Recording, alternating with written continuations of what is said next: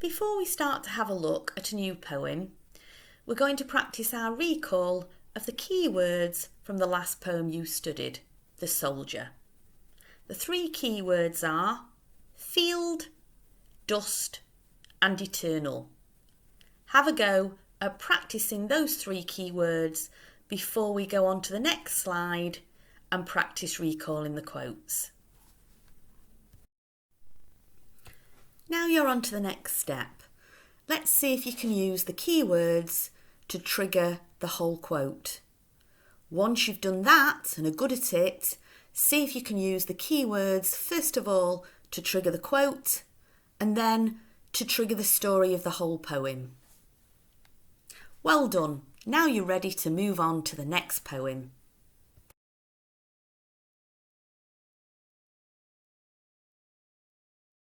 Please don't be put off by some of the words that you see in this poem. Because it was written in the 1800s, some words aren't used anymore, so you won't recognise them.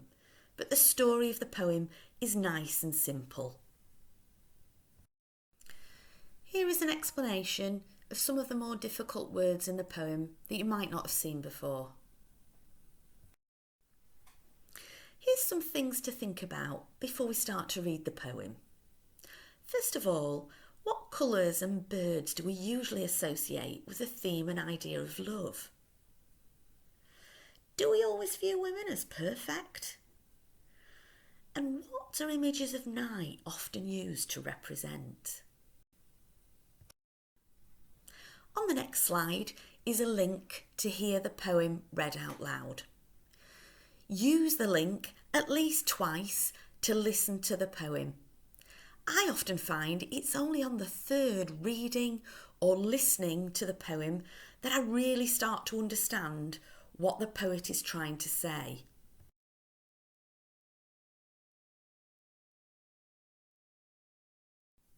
Now we're going to write for 10 minutes about the poem. Whenever we write about a poem, we always start by telling the story. What's the poem about? We think about the who, when, what and where, and we explain the story.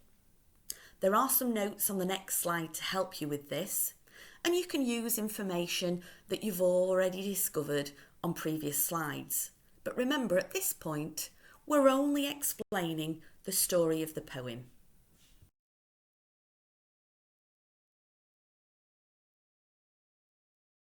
Now, having explained the story of the poem, we're going to go back to the poem as a whole and find three important things that we're going to focus on.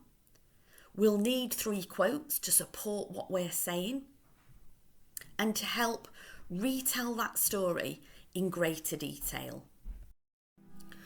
Here are some notes I made when I first listened to the poem. You might have noticed some other things that you want to jot down, or you might want to use my notes and maybe add to them.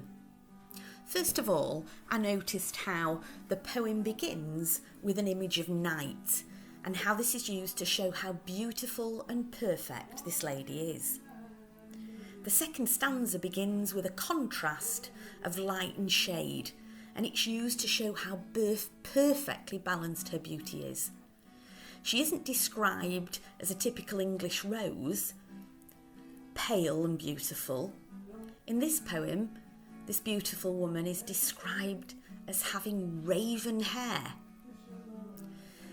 He's also attracted not just to her appearance, but her inner beauty, and he makes this clear towards the end of the second stanza.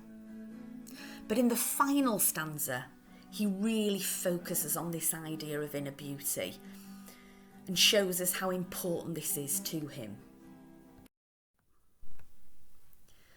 These are the three quotes that I have selected.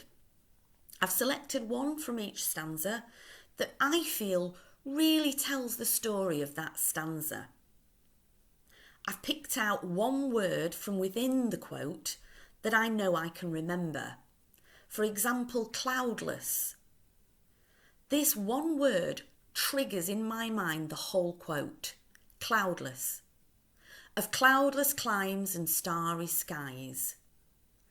And not only does it trigger the quote in my mind, but it also triggers the story of the first stanza. Once you've selected your quotes, it's very important to pick out your keyword, your trigger word that you can learn, practice, and it will help you remember the quote and the story of the poem. On the next slide, I give more detail about why I've selected the quote and what part of the story it retells. Have a look at the detail on this slide. Look at the red comments that explain why this quote is important to me. Once you've done that and thought about it, go back to the previous slide, practice your recall, use the trigger words, cover the quote, see if you can remember the quote, see if you can remember why it's important to the poem as a whole. Now we've selected our quotes, it's time to start writing about the poem again. We're going to develop paragraphs using our quotes as evidence to explain the story. And the next 3 slides will walk you carefully through this process. Now we've selected our quotes, it's time to start writing about the poem again. We're going to develop paragraphs using our quotes as evidence to explain the story. And the next 3 slides will walk you carefully through this process.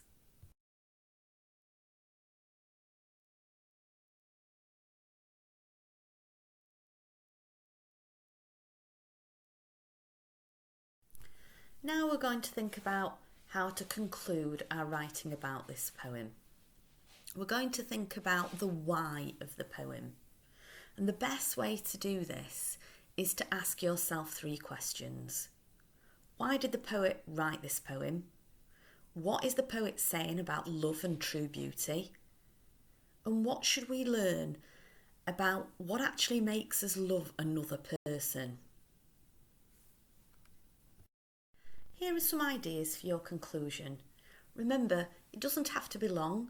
It should only take you about 5 minutes. You just need to sum up what we learn from reading this poem. Now, read through your response to this poem. If you have a green pen, use it now. Read carefully, slowly, and correct and improve as you go. Have another go at your recall practice. Use the keywords to trigger the quotes and use the quotes to trigger the story of the poem. Well done! You've now written a response to the poem She Walks in Beauty by Lord Byron. Keep this response ready for revision next year.